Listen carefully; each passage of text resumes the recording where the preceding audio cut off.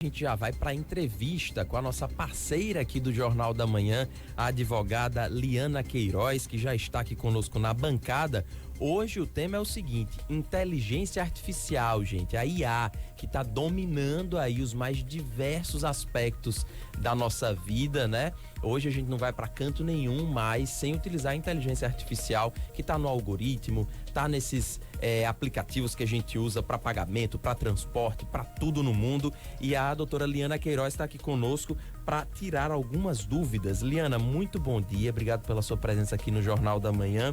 Qual é a principal preocupação hoje em dia de quem é do direito, quem lida com esse assunto para a nossa sociedade, né? Qual é a principal preocupação? Bom dia. Bom dia a todos os ouvintes, bom dia Ranieri, bom dia Andréia. É um prazer estar aqui mais uma vez na Jovem Pan. A inteligência artificial está no nosso dia a dia e o direito precisa se preocupar com isso. O direito que é esse instrumento para normatizar as condutas, para orientar os comportamentos sociais e para proteger essa exposição a essa sociedade de rede, toda a exposição que existe de dados.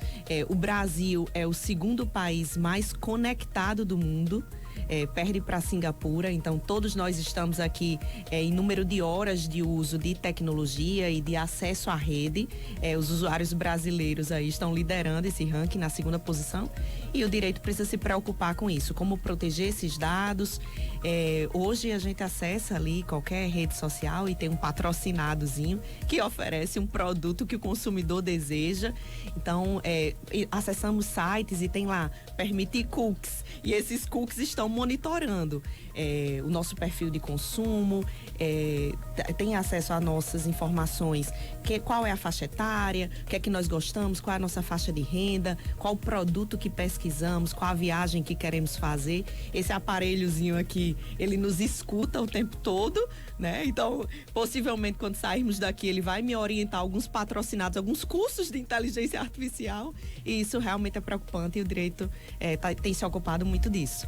E como o consumidor, como o cidadão comum, ele pode se proteger, se há possibilidade de você conseguir se proteger, né? Porque já que faz parte do nosso dia a dia, existe alguma forma de se proteger ou não tem jeito? Sim. A gente tem que aderir e quando a gente já vai, como você estava falando mesmo, você está falando perto do celular, a gente fica assim, a gente costuma dizer, né? Ele está nos escutando, porque depois começam a vir várias publicidades ligadas àquele assunto. Como se proteger? Verdade. A inteligência artificial tem o seu lado bom e o lado ruim, né? Tem facilitado muito a nossa vida. Hoje nós não fazemos um deslocamento, por exemplo, sem ativar ali o Waze, o Google Maps, e para saber como é que nós podemos chegar a algum lugar no menor espaço de tempo possível. Em outras situações nós podemos querer chegar no melhor trajeto, e aí é possível a gente fazer esse condicionamento, escolher a melhor rota e etc. Então, existem muitos facilitadores no uso dessas tecnologias. Nós mesmos no escritório temos nos aperfeiçoado e utilizado diariamente a tecnologia e a inteligência artificial para o aprimoramento dos nossos processos. Entretanto, traz uma exposição, principalmente uma exposição de dados muito grande. Então, já existem várias leis que normatizam esse acesso e o controle, o uso. Nós temos uma Lei Geral de Proteção de Dados. Agora está se aproximando as eleições e a gente também tem resoluções do TSE que tratam sobre, que a gente 12 resoluções do TSE foram publicadas em fevereiro, que tratam sobre o uso dessa inteligência artificial para o processo eleitoral, porque também temos muitas distorções de conteúdo com o uso da tecnologia e da inteligência artificial. Mas o direito se preocupa, tem aquele questionamentozinho quando a gente entra nos sites, por exemplo, permitir cookies, aceitar cookies ou não aceitar. O cookie, ele faz um monitoramento de todo o seu acesso e ele faz um compartilhamento com o site daquelas informações, tanto que quando a gente acessa o site pela segunda vez, às vezes ele já preenche automaticamente o nosso perfil, né? Já vem lá em cima as últimas roupas que nós vimos, se for um site de compra de vestuário, se for um site de passagens aéreas, inclusive o preço da última compra, o valor da passagem do último acesso, ele fica gravado. Muitas vezes a gente acessa para fazer uma compra de uma passagem online no nosso celular, pelo aplicativo de uma determinada companhia aérea. E eu tô aqui querendo viajar com o Ranieri acessando o celular dele, e no celular dele ele encontrou uma tarifa melhor do que do meu. Porque eu já consultei e o aplicativo já entendeu que aquele é um destino que interessa para mim, é um destino frequente e que eu estou disposta a pagar mais por aquele aéreo. Então isso é uma loucura, né? E aí a gente vai lá na aba do navegador e faz assim, ó, apagar cookies. Ou então abre uma janela anônima. E isso já despista, porque ele traz uma proteção daquele acesso do usuário como frequente ou como iterativo, ou ele apaga os dados da busca anterior e já consegue trazer um resultado diferente. Então, hoje a maior preocupação da nossa sociedade é realmente com a exposição de dados. Como esses dados eles trafegam, como esses dados são compartilhados. Existem várias leis normatizando esse compartilhamento, essa gestão de dados, mas isso é muito fluido. A gente sabe que tem sites e operadoras que comercializam esse banco, esse cadastro de usuários, né? Então, hoje, ter dados, esses dados de acesso e de inteligência artificial são a maior preciosidade para as empresas que querem fazer negócios, para o poder público que quer saber qual é o interesse da população, que quer executar bem as políticas públicas, quer saber qual a rodovia, por exemplo, que eu devo reformar. Aí eu vou lá e tenho indicadores, dados que indicam a rodovia que tem maior índice de sinistralidade, ou que tem um maior número de usuários, ou de tráfego, maior tráfego. E isso vai orientar também a gestão pública. Então, tudo hoje é orientado por esses dados que são coletados via inteligência artificial. Liana, agora vamos falar da produção de conteúdo, né? Porque, por exemplo, na nossa área da comunicação já tem apresentador de jornal inteligência artificial lendo as notícias lá. A gente viu recentemente uma campanha publicitária com Elis Regina, né? Junto com a filha de uma marca, de uma concessionária aí muito famosa. Eles pegaram Elis Regina, colocaram num vídeo junto com a Maria Rita. E nos tribunais e no direito, na sua área, como é que essa inteligência artificial tem sido usada? Dá para fazer petição? Dá para fazer processo com a inteligência artificial? Muito bem, Ranieri. Nós tínhamos uma grande preocupação, não sei se recordam que há 10 anos a gente dizia assim, o robô vai substituir o homem. É bem verdade que vários postos de trabalho foram diminuídos ou aniquilados com o uso da tecnologia, da informação e da inteligência artificial. Hoje, quantos call centers nós temos que funcionam praticamente só com programação de inteligência artificial. E aí a gente acessa lá, quer marcar uma consulta e tem um atendente que é um atendente virtual. Muitas vezes, e aí a gente tem até aplicativos, o Humanize, entre outros, que eles personalizam e humanizam essa informação de uma forma que nós temos dificuldade, inclusive, de perceber que estamos conversando com uma máquina. Como é curioso isso.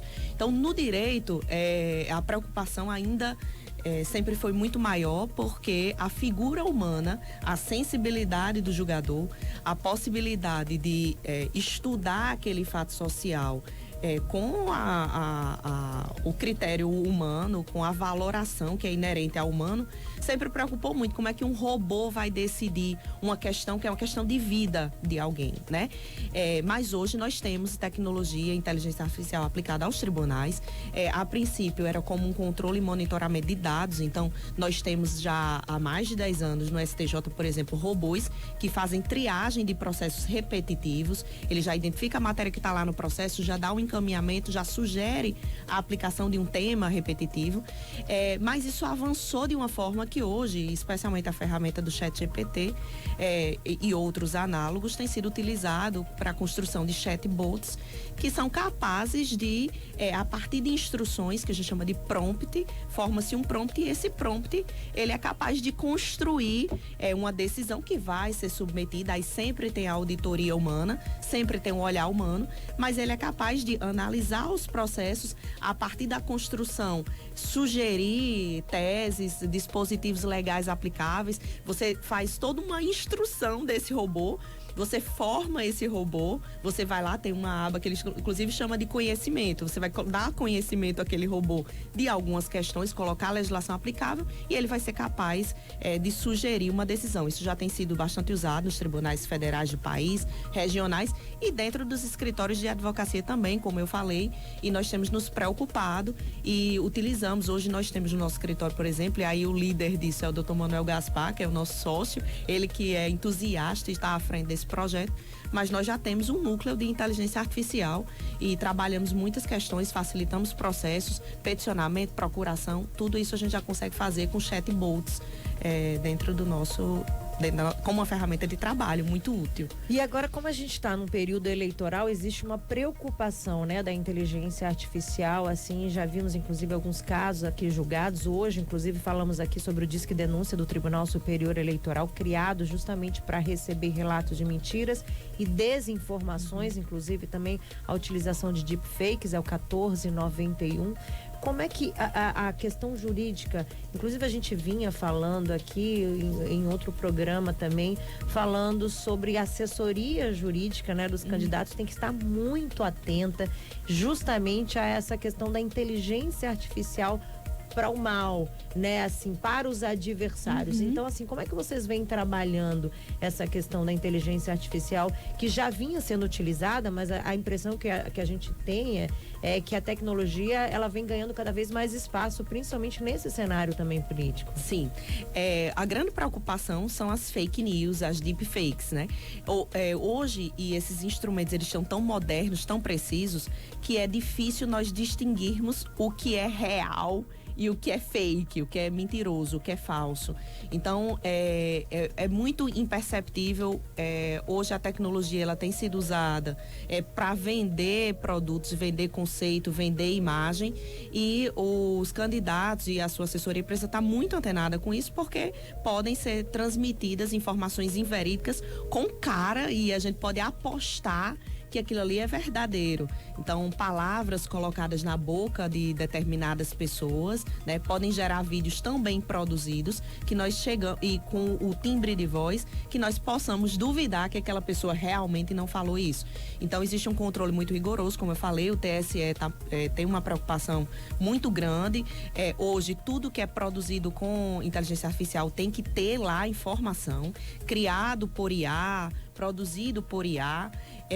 Não é possível fazer esse tipo de vídeos com divulgação de fatos e mentirosos, ou colocar palavras e expressões na boca de pessoas, na construção de imagens que não foram verdadeiramente ditas, tudo para proteger o eleitorado, né? Porque aí o eleitorado fica naquela, eu não sei se eu estou transitando entre a mentira ou a verdade, e aí nós temos também que ter em mente que isso aqui é uma manifestação de poder econômico, a produção de mídia, a produção de vídeos, e aí isso pode resultar no impacto, no resultado das eleições, né? Um impacto muito negativo no resultado das eleições. É algo muito difícil de controlar. Quem produz esse conteúdo, eu posso produzir aqui no meu celular, né? Com pouco conhecimento, hoje nós temos aplicativos que conseguem dar excelentes resultados. Nós podemos estar em qualquer lugar do mundo, né? Nós podemos alterar o cenário, alterar o que foi dito, alterar as companhias, né? Fazer montagens muito sofisticadas, e isso tem sido muito, isso é uma questão muito difícil. Agora, desafio, né? É um grande desafio. Sem dúvida. Tem muito assunto sobre inteligência artificial. A gente já deixa o convite para uma próxima aqui, que o nosso tempo está quase se esgotando. Liana Queiroz, advogada, muitíssimo obrigado pela sua participação aqui conosco no Jornal da Manhã. Muito obrigada. Eu quem agradeço.